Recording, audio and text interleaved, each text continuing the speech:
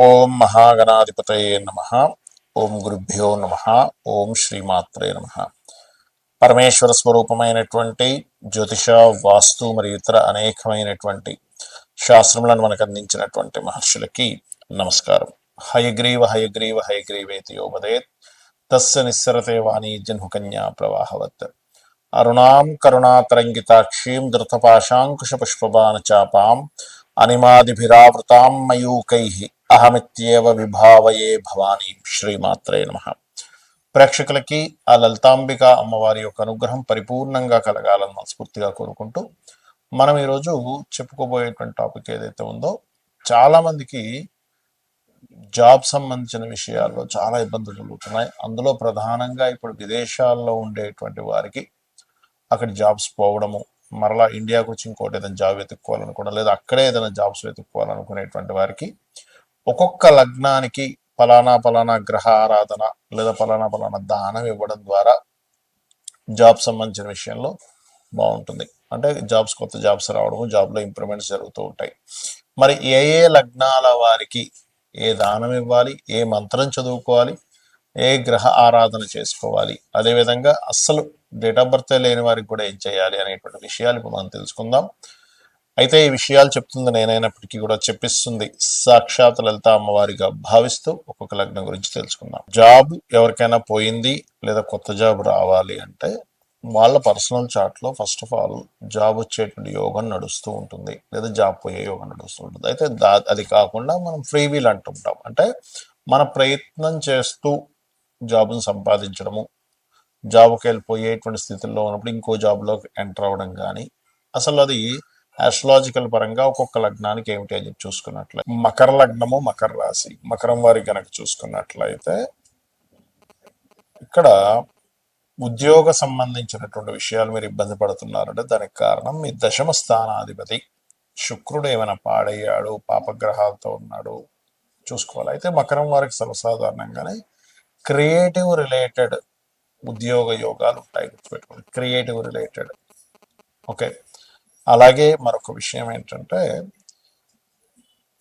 ఉద్యోగాల కోసం చాలా మంది వాళ్ళ రేపు విదేశాలు వెళ్ళడం, పాపం అక్కడ ఇబ్బంది పడి మళ్ళీ ఇక్కడికి రావడం, ఉద్యోగం కోసం ఇబ్బంది పడుతూ ఉన్నారు. దీనికి మకరంలో పుట్టినట్లయితే, మీరు మకర లగ్నంలో కనుక మీరు లగ్నం అయినట్లయితే మీరు చేయవలసినటువంటి నామస్మరణ ఏమిటి?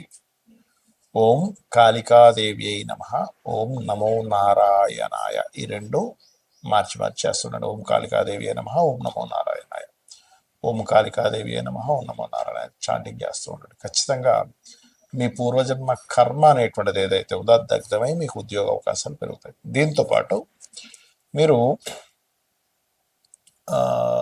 శనగలు అంటారు, శనగలు, గోధుమలు, ఈ రెండింటినీ దానంగా ఇవ్వండి.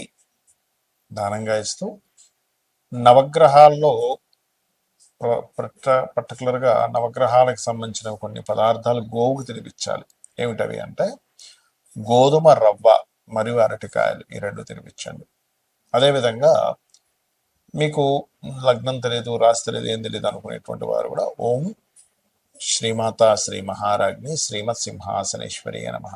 సహజంగానే మకర లగ్నం వాళ్ళకి ఏంటంటే శ్రమించే గుణం ఎక్కువగా ఉంటుంది, పట్టుదల ఎక్కువగా ఉంటుంది.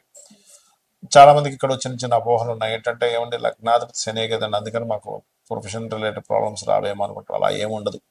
మీకు శుభుడైనా పాపైనా సరే అక్కడ కర్మ బట్టే నడుస్తూ ఉంటుంది. అంత మాత్రం చేత మనకి మకర కుంభ లగ్నాల వాళ్ళకి వెళ్ళినాడు సరే ఇప్పుడు నడవకపోవడం అట్లా ఏమీ ఉండదు, గుర్తుపెట్టుకోండి. అక్కడ మీకు ప్రొఫెషన్ రిలేటెడ్ సంబంధించి ఇబ్బంది పడుతున్నారు, కెరీర్ పరంగా ఎదగలేకపోతున్నారు అంటే సింపుల్, మీ దశమ స్థానాధిపతి అలా ఉన్నాడు, పాపగ్రహాలతో కలిసి ఉన్నాడు. ఆ శుక్రుడికి సహజంగానే పాపి అనేటువంటిది మనకి కేతు ప్రధానంగా ఎక్కువ ఇబ్బందిస్తూ ఉంటాడు. దాని తర్వాత రవితో ఏమైనా కంబస్ట్ అయ్యాడు. ఒకవేళ సూర్యుడితో బాగా క్లోజ్ కంజంక్షన్లో ఉంటే కనుక ఇదే మంత్రాన్ని సూర్య భగవాను ముందు చూస్తూ కూడా చేయండి, అన్ని విధాలా మీకు బాగుంటుంది. కొంతమందికి జాబ్ సంబంధించినటువంటి యోగాలు ఉండవు, వ్యాపార సంబంధించిన యోగాలు ఉంటాయి. దాన్ని ఎలా కనుక్కోవాలి? ఈ జన్మజాతకంలో చూసుకున్నట్లయితే మీ యొక్క జన్మజాతకంలో బుధగ్రహం బాగుంది, లేదా రెండవ అధిపతి మంచి ధనయోగాల్లో ఉన్నాడు అన్నప్పుడు మీకు వ్యాపారపరమైనటువంటి యోగాలు బాగున్నాయని అర్థం. అదేవిధంగా లాభాధిపతి బాగున్నాడు.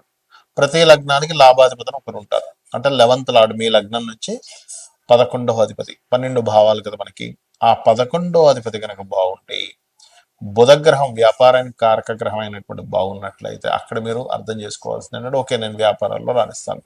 ఇక్కడ మరలా మీరు ఈ వ్యాపారాలు కూడా రెండు రకాలుగా ఉంటాయి. ఒకటి ప్రోడక్ట్ రిలేటెడ్, అంటే మీరే తయారు చేసి ఒక ప్రోడక్ట్ అమ్మడం. రెండవది సర్వీస్ ఓరియంటెడ్, సర్వీస్ రిలేటెడ్, అంటే మీరు ఒక ప్రోడక్ట్ అమ్ముతారు, తయారు చేస్తారు, దాన్ని మీరు మధ్యవర్తిగా ఉండి, ఒక జొమాటో అనుకోండి, జొమాటో కావచ్చు, స్విగ్గీ కావచ్చు, ఇవన్నీ వాళ్ళేం తయారు చేయరు ప్రోడక్ట్ని, వాళ్ళ మధ్యవర్తిగా ఉంటారు. లేదా ఒక రియల్ ఎస్టేట్ వాళ్ళు వెంచర్ వేశారు, ఈయన మధ్యవర్తిగా ఉండి అమ్మిపిస్తుంటారు. లేదా కారు అమ్మడం ప్రోడక్ట్ రిలేటెడ్ అనుకుంటే, కారు మీద సర్వీసెస్ ఇవ్వడం ఈజ్ సర్వీస్ రిలేటెడ్. మీ జన్మజాతకంలో కనుక మధ్యవర్తిత్వ మూలంగా ధనయోగాలు ఉంటాయి, మీ సర్వీస్ ఓరియంటెడ్ వాటిలోకి వెళ్ళాలి. అలాగే మరి కొంతమందికి ఉద్యోగం చేస్తూ ఉంటారు కానీ వ్యాపారం చేయాలని కోరిక ఉంటుంది. ఇక్కడ ఎందుకు ఉంటుంది అలాగా అంటే, మీకు ధనయోగాలు అనేవి రెండు రకాలుగా ఉంటాయి. అంటే ఒకవైపు ఉద్యోగం, ఒకవైపు వ్యాపారం. వాళ్ళకి పర్టికులర్గా బుధుడు కనెక్ట్ అవుతాడు, ధనకారకుడు, అండ్ శని కూడా ఇద్దరు కలిసి కనెక్ట్ అవ్వడం, లేదా శని భగవానుడు వక్రించి బుధరాశుల వైపు బుధుడి వైపు వెళ్ళడం జరిగినప్పుడు ఒకవైపు జాబ్ చేస్తూ ఒకవైపు వ్యాపారం చేయాలని ఇట్లాంటివి ఉంటాయి. అయితే ఇక్కడ చాలామంది విదేశాలకు వెళ్ళి అక్కడ జాబులు దొరక మళ్ళీ వెనక్కి రావడం, లేకపోతే ఇక్కడ జాబులు దొరక విదేశాలకు వెళ్ళడం కూడా జరుగుతుంటుంది. దానికి కారణం ఏమిటి?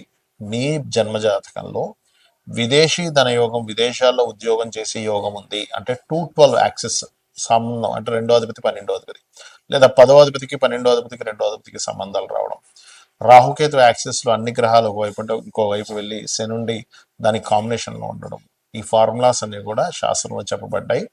ఇలా ఉన్నట్లయితే అప్పుడు మీరు విదేశాలకు వెళ్ళి చేస్తారు. అలా కాకుండా అసలు 212 కాంబినేషనే లేదు, 10-12 కాంబినేషనే లేదు, అండ్ ఆ మహాదశ నడవట్లేదు, అసలు చంద్రరాహు శని కాంబినేషన్ లేదు, గురుచంద్ర రాహు కాంబినేషన్ లేదు అన్నప్పుడు మీరు విదేశాలకు వెళ్ళి ఉద్యోగం చేయడం వల్ల ఇటువంటి ప్రయోజనం ఉండదు. అక్కడికి వెళ్తారు, ఊరికే టైం పాస్ అయిపోతుంటుంది, డబ్బులు ఖర్చు అయిపోతాయి, అయ్యో ఇంత టైం వేస్ట్ అయిందని మళ్ళీ వెనక్కి రావడం, ఇట్లాంటివి జరుగుతుంది. సో మీ పర్సనల్ చార్ట్లో అసలు ఏ యోగం ఉంది అనేటువంటిది ఫస్ట్ తెలుసుకోండి.